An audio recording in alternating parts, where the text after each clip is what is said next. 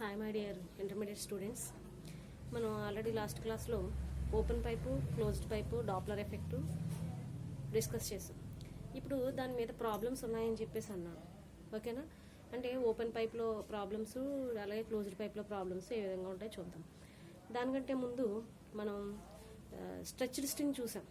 Stretched string fundamental frequency nu calculate చేసాం కదా. Fundamental frequency nu equal to 1/2L into root T by mu. 1/2L into root T by mu stretched string యొక్క fundamental frequency calculate చేయడానికి. దీంట్లో L అనేది length of the string, మనం తీసుకునే string యొక్క length అని చెప్పాం. అలాగే T is the tension and mu is the density. T అనేది సాంద్రత, మ్యూ అనేది టీ అనేది తన్యత, మ్యూ అనేది సాంద్రత అని చెప్పేసి అన్నాం. ఓకేనా? అదేవిధంగా ఇప్పుడు ఏంటంటే క్లోజ్డ్ పైపు, ఓపెన్ పైపు. ఓకేనా? ఓపెన్ పైప్కి అయితే ఏం చెప్పాం మనం? ఓపెన్ పైప్ యొక్క formula fundamental frequency, open pipe, closed pipe. Open pipe and closed pipe fundamental frequencies ఉన్నాయి. దీంట్లో న్యూ క్యాలిక్యులేట్ చేసాం కదా. న్యూ ఈక్వల్ టు ఓపెన్ పైప్కి ఏం తీసుకుంటున్నాం మనం? ఓపెన్ పైప్కి ఏం తీసుకుంటున్నాం చూడండి. ఓపెన్ పైప్ స్టార్టింగ్ చేసాం కదా. Open pipe equal to V/2L అని చెప్పాం. V/2L. అదే క్లోజ్డ్ పైప్కి అయితే V/4L. ఇక్కడ L is the length of the string అని. ఎల్ అనేది ఏంటి? లెంగ్త్ ఆఫ్ ది స్ట్రింగ్ అని తీసుకుంటున్నాం. అయితే ఇక్కడ మనకి ప్రాబ్లమ్స్లో ఇచ్చినప్పుడు ఫండమెంటల్ ఫ్రీక్వెన్సీ క్యాలిక్యులేట్ చేయండి అన్నాడు అనుకోండి. ఓపెన్ పైప్ కానీ క్లోజ్డ్ పైప్ కానీ ఫండమెంటల్ ఫ్రీక్వెన్సీ క్యాలిక్యులేట్ చేయమంటే మనం ఓపెన్ పైప్కి అయితే V/2L అని రాస్తాం. అక్కడ V ఈజ్ ద వెలాసిటీ. ఓకేనా? వెలాసిటీ మనకి అక్కడ ఆల్రెడీ ఇచ్చేస్తాడు వెలాసిటీ, లేదంటే ఇవ్వకపోయినా కూడా కాన్స్టెంట్ అది 330 metres per second velocity. V equal to 330 metres per second అనేది కాన్స్టెంట్ వాల్యూ అది. ఓకేనా? మీకు ప్రాబ్లంలు ఇవ్వకపోయినా సరే కనుక మీరు గుర్తుపెట్టుకోవాల్సిన వాల్యూ అది. అయితే కనుక క్లోజ్డ్ పైప్ అడిగితే కనుక న్యూ ఈక్వల్ టు V/4L. ఇక్కడ V is the velocity of the string. Pipe మనం తీసుకుంటే pipe velocity of the pipe V, ఇది కూడా 330 మీటర్స్ పర్ సెకండ్, అది కాన్స్టెంట్ వాల్యూ. L అనేది లెంగ్త్. అంటే మీకు ఫండమెంటల్ ఫ్రీక్వెన్సీ క్యాలిక్యులేట్ చేయండి అన్నాడు అనుకోండి, ఓపెన్ పైప్ కానీ క్లోజ్డ్ పైప్ కానీ అక్కడ V ఇస్తాడు, అలాగే L ఇస్తాడు. లేదు అలా కాకుండా ఓపెన్ పైప్ యొక్క లెంగ్త్ క్యాలిక్యులేట్ చేయండి అన్నాడు అనుకోండి, సో దీని నుంచి అక్కడ ఫ్రీక్వెన్సీ న్యూ ఇస్తాడు, V ఇస్తాడు. సో లెంగ్త్ క్యాలిక్యులేట్ చేయమంటాడు. అదేనప్పుడు లెంగ్త్ క్యాలిక్యులేట్ చేయమంటే ఏమంటావు? ఇక్కడ 2L ఈ పక్క వస్తుంది, న్యూ ఈ పక్క వెళ్తుంది. ఓకేనా? అంటే అప్పుడు L ఈక్వల్ టు V/న్యూ ఇంటూ 2L ఈక్వల్ టు /2 అవుతుంది కదా. సో ఆ విధంగా రాసుకోవచ్చు. మీకు దీంట్లో చాలా మోస్ట్ ఇంపార్టెంట్ ప్రాబ్లం ఒకటి ఉంది. మీకు ఆల్రెడీ ఓపెన్ పైప్ కానీ క్లోజ్డ్ పైప్ కానీ ఇచ్చినప్పుడు మీకు 8 మార్క్స్కి ఇస్తే కనుక 6 మార్క్స్కి ఓపెన్ పైప్ రాయొచ్చు, లేదా క్లోజ్డ్ పైప్ రాయొచ్చు. ఏది అడిగితే అది. 2 మార్క్స్కి ప్రాబ్లం ఇస్తాడని చెప్పాను. ఓకేనా? మోస్ట్ ఇంపార్టెంట్ ప్రాబ్లం ఒకటి నోట్ చేసుకోండి, చెప్తాను. Both English medium and Telugu medium వాళ్ళు కూడా నోట్ చేసుకోండి. ఫస్ట్ ఇంగ్లీష్ మీడియం వాళ్ళు నోట్ చేసుకోండి. ఏ closed organ pipe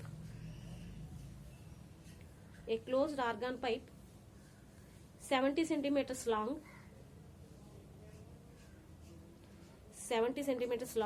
is sounded. 70 centimeters long is sounded if the velocity of sound is 331 meters per second. 331 meters per second. 331 meters per second. Full stop. What is the fundamental frequency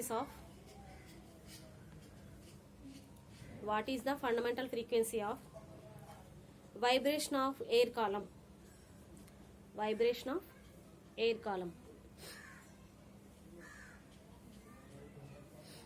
Telugu medium వాళ్ళు రాయండి. 70 centimetres పొడవు గల ఒక మూసిన organ పైపును ధ్వనింపచేశారు.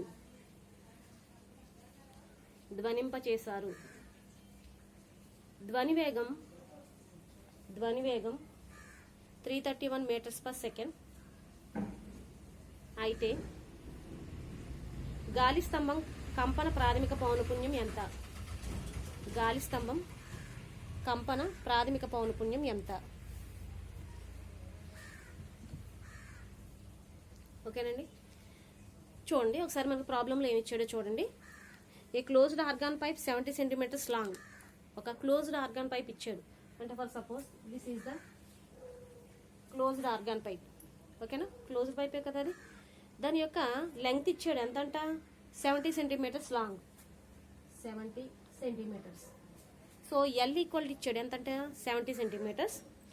If the velocity of sound is 331 metres per second. Velocity of sound V equal ఎంత? 331 metres per second.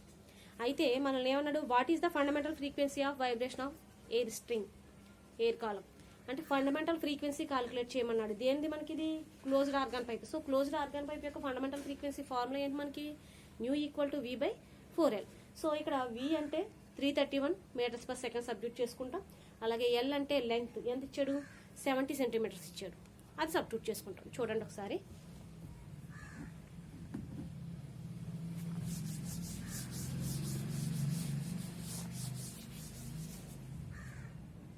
Closed organ pipe యొక్క length ఇచ్చాడు కదా, length of organ pipe, length of organ pipe L equal ఇచ్చాడు ఎంతండి? 70 centimetres. ఎప్పుడు కూడా మీకు సెంటీమీటర్స్లో ఇచ్చినా లేదంటే టైం అవర్స్లో ఇచ్చినా దాన్ని ఏం చేస్తారంటే సెకండ్స్లోకి మార్చుకోవాలి. అవర్స్ అయితే సెకండ్స్లోకి మార్చుకోవాలి, సెంటీమీటర్స్ ఇస్తే మీటర్స్లోకి మార్చుకోవాలి, అలాగే కిలోమీటర్స్ అయితే మీటర్స్లోకి మార్చుకోవాలి. నెక్స్ట్ అలాగే లీటర్స్ ఇస్తే కనుక దాన్ని గ్రామ్స్లోకి చేంజ్ చేసుకోవాలి. ఎప్పుడైనా సరే ప్రాబ్లం చేయవలసినప్పుడు మీరు ఫస్ట్ ఆఫ్ ఆల్ చేసుకోవాల్సింది అది. అయితే కనుక ఇప్పుడు సెంటీమీటర్స్లో ఇచ్చాడు. సెంటీమీటర్స్లో ఇచ్చింది మీటర్స్లోకి చేంజ్ చేసుకోవాలనుకోండి. సెంటీమీటర్ అంటే ఎంత మనకి? 100 మీటర్స్. సో మీటర్స్లోకి చేంజ్ చేసుకుంటే ఏమవుతుంది? 70/100 అంటే 70 × 10⁻² అవుతుంది మీటర్స్లోకి చేంజ్ చేసుకుంటే. సో ఎల్ ఈక్వల్ ఎంత అవుతుందంటే 70 × 10⁻² మీటర్స్. 70 × 10⁻² మీటర్స్. ఓకేనా. తెలుగు మీడియం వాళ్ళు అయితే length of the organ pipe యొక్క పొడవు,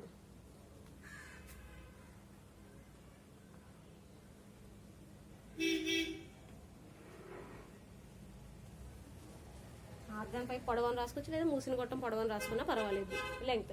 నెక్స్ట్ అలాగే వెలాసిటీ ఇచ్చాడు కదా మనకి. Velocity V equal to, velocity తెలుగులో వేగం అన్నాం, వేగం. V equal to 331 metres per second. Velocity V equal to ఎంతండి? 331 మీటర్స్ పర్ సెకండ్. ఓకేనా. నెక్స్ట్ ఇప్పుడు మనల్ని ఏం కాలిక్యులేట్ చేయమన్నాడు? Fundamental frequency.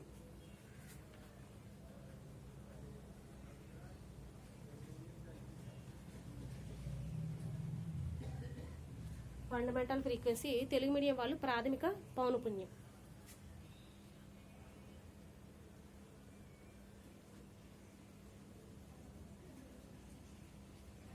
ప్రాథమిక పౌనపున్యం ఎలా డిఫైన్ చేస్తామండి? Nu equal to V by 4L కదా. సో ఆ ఫార్ములా సబ్స్టిట్యూట్ చేసుకుంటాం.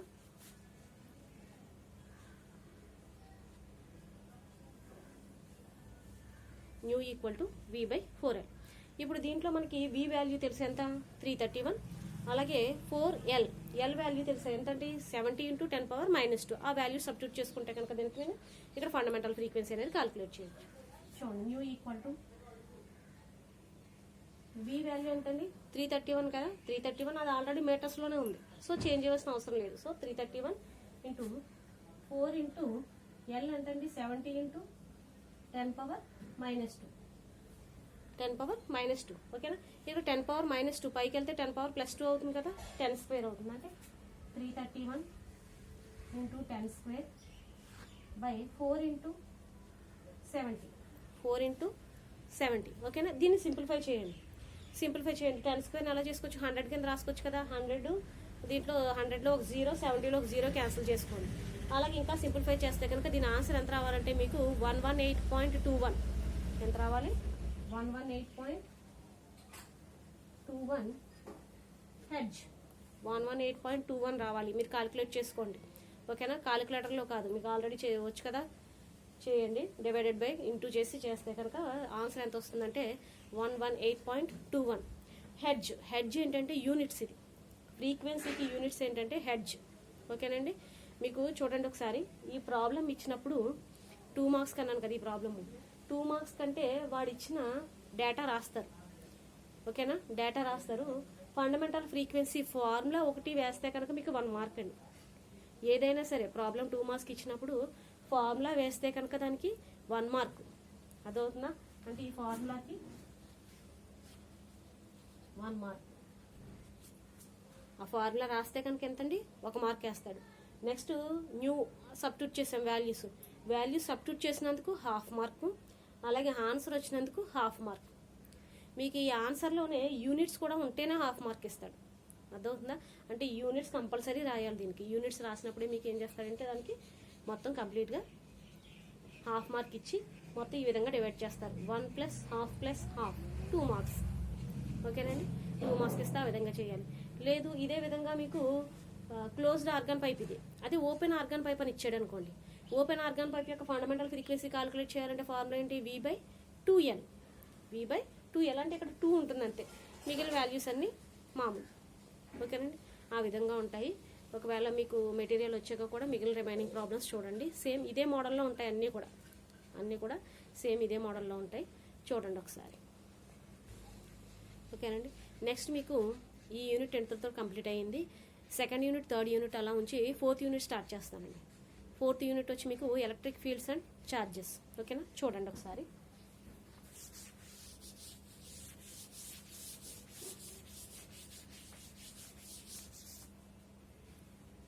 Electric fields and charges 4th unit.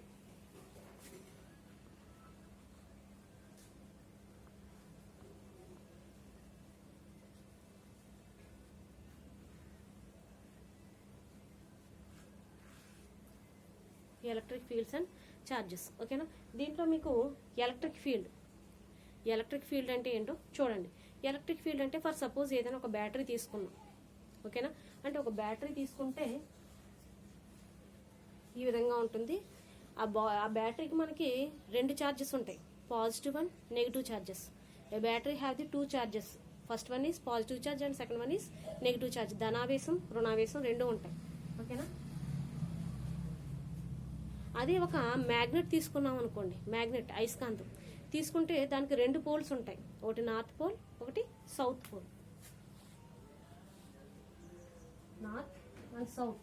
అయస్కాంతం తీసుకుంటే దానికి 2 ధ్రువాలు ఉంటాయి, ఒకటి దక్షిణ ధ్రువం, ఉత్తర ధ్రువం. ఓకేనా, అంటే ఇప్పుడు for suppose magnetic field, electric field. What is the difference between magnetic field and electric field చూసుకున్నారనుకోండి. ఇది ఎలక్ట్రిక్ ఫీల్డ్ అంటే మనం ఇక్కడ పాజిటివ్ ఛార్జ్ ఉంది, దీని దగ్గరికి నెగిటివ్ తీసుకొచ్చినప్పుడు మాత్రమే మనం సంథింగ్ ఏదైనా బల్బు పెట్టినా ఫ్యాన్ పెట్టినా గ్లో అవుతుంది, వెలుగుతుంది లేదా తిరుగుతుంది. ఫ్యాన్ అనేది తిరుగుతుంది, బల్బ్ అనేది వెలుగుతుంది. ఎప్పుడు పాజిటివ్ ఛార్జ్ దగ్గరికి నెగిటివ్ ఛార్జ్ తీసుకొచ్చినప్పుడు. అదేవిధంగా నెగిటివ్ ఛార్జ్ దగ్గరికి పాజిటివ్ ఛార్జ్ తీసుకొచ్చినప్పుడు. అంటే 2 ఆపోజిట్ ఛార్జెస్. అదేవిధంగా positive north pole and south pole. North pole దగ్గరికి సౌత్ తీసుకొస్తే కనుక మనం ఆ మ్యాగ్నెట్ అనేది అట్రాక్ట్ చేస్తుంది, అంతే కదా. వికర్షణ ఆకర్షించుకుంటాయి. ఎప్పుడు వికర్షణ ధ్రువాలు అనేవి ఆకర్షించుకుంటాయి, విజాతి ధ్రువాలు ఆకర్షించుకుంటాయి, సజాతి ధ్రువాలు వికర్షించుకుంటాయి, అంతే కదా. అంటే ఏమవుతుంది, నార్త్ దగ్గరికి సౌత్ తీసుకురావాలి, సౌత్ దగ్గరికి నార్త్ తీసుకొస్తే కనుక మనకి ఏమవుతుంది, అవి అట్రాక్ట్ అవుతాయి. ఓకేనా, ఆపోజిట్ పోల్స్ ఆర్ అట్రాక్టెడ్, అంతే కదా. విజాతి ధ్రువాలు అనేవి ఆకర్షించబడతాయి. Same poles are repel. Same poles అనేవి ఏం చేస్తాయి, మనకి వికర్షించుకుంటాయి, అంతే కదా. సో ఆ విధంగా ఇప్పుడు దీంట్లో ఏం చూస్తామంటే ఎలక్ట్రిక్ ఫీల్డ్ అండ్ ఛార్జెస్. ఓకేనా, ఎలక్ట్రిక్ అండ్ 2 మ్యాగ్నెటిక్ ఫీల్డ్స్ చూస్తాం. చూడండి,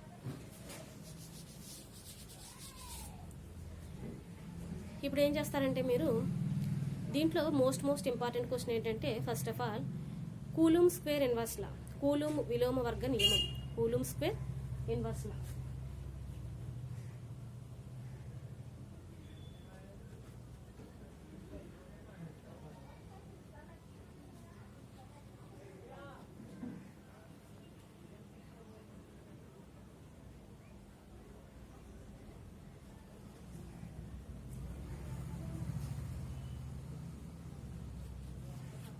కూలుమ్ స్క్వేర్ ఇన్వర్స్ లా, కూలుమ్ విలోమ వర్గ నియమం. ఓకేనా, దీన్ని కనిపెట్టిన వాడే కూలుమ్. సో అతని పేరే దీనికి పెట్టుకున్నాడు, కూలుమ్ స్క్వేర్ ఇన్వర్స్ లా. దీంట్లో ఏం చేస్తామంటే మనం 2 ఛార్జెస్ తీసుకుంటాం, 2 ఛార్జెస్ తీసుకుంటాం. ఛార్జ్ని దేంతో డిఫైన్ చేస్తామంటే మనం క్యూతో డిఫైన్ చేసుకుంటాం. ఛార్జ్ని దేంతో డిఫైన్ చేసుకుంటామండి? క్యూతో డిఫైన్ చేసుకుంటాం. అంటే for suppose positive charge negative charge అన్నాం కదా, ఛార్జ్ని క్యూతో డిఫైన్ చేసుకుంటే ఇక్కడ పాజిటివ్ ఛార్జ్ అంటే ప్లస్ క్యూ, నెగిటివ్ ఛార్జ్ అంటే మైనస్ క్యూ కింద తీసుకుంటాం. అంటే ఏమవుతుంది? Plus Q and minus Q, positive charge negative charge. ఓకేనా? ఈ రెండు ఛార్జెస్ని సెపరేట్ చేసే డిస్టెన్స్ ఎంతంటే స్మాల్ ఆర్ అనుకుంటాం. రెండు ఛార్జెస్ సెపరేట్ చేసే డిస్టెన్స్ ఎంతండి? Small R. ధనావేశం రుణావేశం, ధనావేశం రుణావేశం, ఈ రెండు ఆవేశాల మధ్య దూరం ఎంతంటే ఆర్. రెండు ఆవేశాల మధ్య దూరం ఆర్.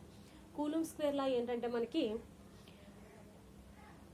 కూలుంబ్ స్క్వేర్ ఇన్వర్స్ లా ఏం తీసుకుంటాడంటే మనకి రెండు ఛార్జెస్ తీసుకున్నాం. ఈ ఆకర్షణ బలం అనేది ఎలా ఉంటుందంటే ఈ రెండు ఆవేశాల లబ్ధానికి అనులోమానుపాతంలోను వాటి మధ్య దూర వర్గానికి విలోమానుపాతంలోనూ ఉంటుంది. దాన్నే కూలుంబ్ విలోమవర్గ నియమం అంటాం. The force of attraction between two charges, the force of attraction between two charges, the product of the two charges is directly proportional and inversely proportional to the square of the distance. Square of the distance. దీన్ని 2 points కింద రాసుకోవచ్చు మీరు. ఎలా అంటే first one is F. F అనేది ఏంటి? Force కదా, బలం. The force is directly proportional to the product of the charges.